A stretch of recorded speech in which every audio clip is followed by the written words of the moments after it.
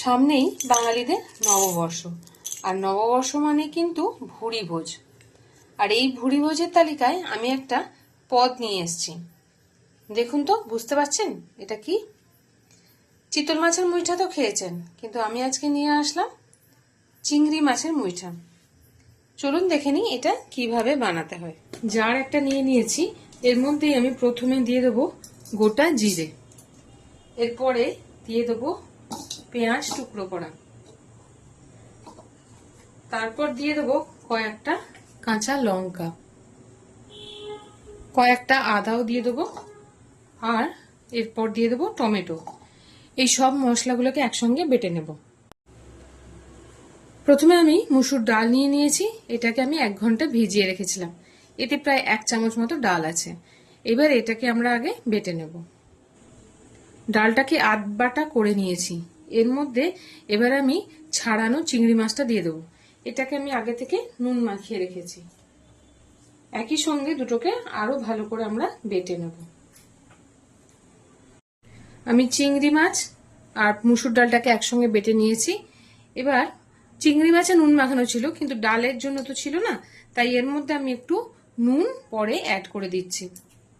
দিয়ে এটাকে আর একবার আমরা বেটে নেব। তাহলে ডাল আর চিংড়ি মাছটাকে আমরা বেটে নিয়েছি, এতে নুন দেওয়া আছে, আর আমি একটু কালার হওয়ার জন্য একটু হলুদ মিশিয়েছি। এবার একটা পাত্রে আমি জল ফোটাতে দিয়ে দিয়েছি। জলটা ফুটে গেছে। এবার আমি হাতের মধ্যে সর্ষের তেল মেখে নিয়েছি। সর্ষের তেল মেখে নিয়ে আমি যে বাটাটা করে রেখেছি ওখান থেকে একটুখানি নিয়ে নিয়ে আর মুঠো করে নেব, তাহলে খুব একটা হাতে লেগে যাবে না। এবার এই মুঠোগুলোকে আমি একটু একটু করে জলে ফেলে দেব। জলে দিয়ে আগে আমি এগুলোকে সেদ্ধ করে নেব।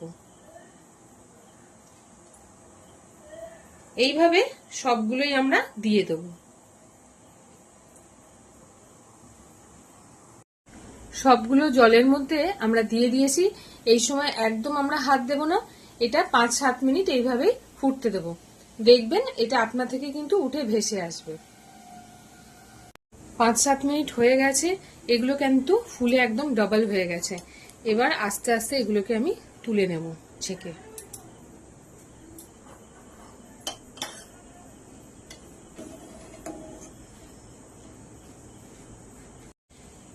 তো এই জলটা কিন্তু খুব ফ্লেভারফুল, এটা কিন্তু প্রথমেই ফেলে দেব না, যদি প্রয়োজন হয় আমরা কিন্তু গ্রেভি করতে এটা কাজে লাগাবো। তেল গরম করে নিয়েছি। এইবার এই বড়াগুলোকে আমরা মুইঠাগুলোকে ভেজে নেব।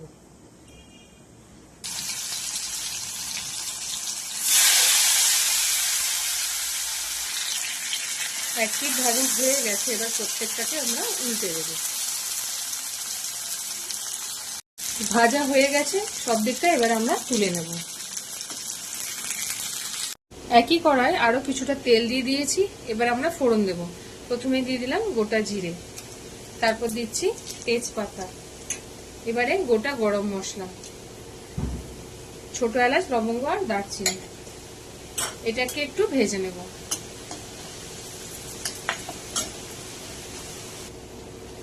এবার এর মধ্যে ছোট ছোট করে কুচানো পেঁয়াজ আমরা দিয়ে দিলাম।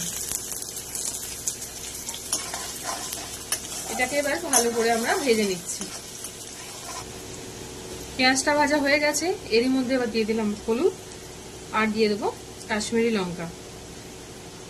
ঝাল গুঁড়ো লঙ্কা দিচ্ছি না এই কারণে, কারণ আমরা বাটার সময় কাঁচা লঙ্কা দিয়েছিলাম। যে মশলাটা আমরা আগে বেটে রেখেছিলাম সেটা এবার এর মধ্যে দিয়ে দিচ্ছি। মশলাটা আমরা খুব ভালো করে কষিয়ে নিয়েছি, তেলটাও ছেড়ে গেছে। এবার আমরা কি করব, যেটার মধ্যে আমরা যেই জলটার মধ্যে সেদ্ধ করেছিলাম সেই জলটা এবার যতটা প্রয়োজন এতে দিয়ে দেবো।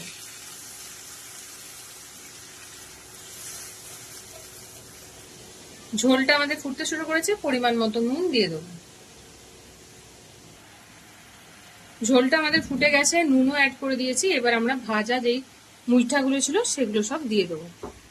তবে ঝোলটা একটু বেশি রাখতে হবে, কারণ এই মুইঠাগুলো কিন্তু ঝোলটা টেনে নেবে পরে। ঝোলটা ফুটে গেছে, রেডি হয়ে গেছে। লাস্টে আমরা দিয়ে দেবো গরম মশলা আর দিয়ে দেবো ঘি। তো কেমন লাগলো আপনাদের এই পয়লা বৈশাখ স্পেশাল চিংড়ি মাছের মুইঠার রেসিপিটা? ভালো লাগলে একটা লাইক, কমেন্ট, শেয়ার, চ্যানেলটাকে সাবস্ক্রাইব করবেন, আমাকে ফলো করবেন এবং আমার পাশে থাকবেন। Thanks for watching. ধন্যবাদ।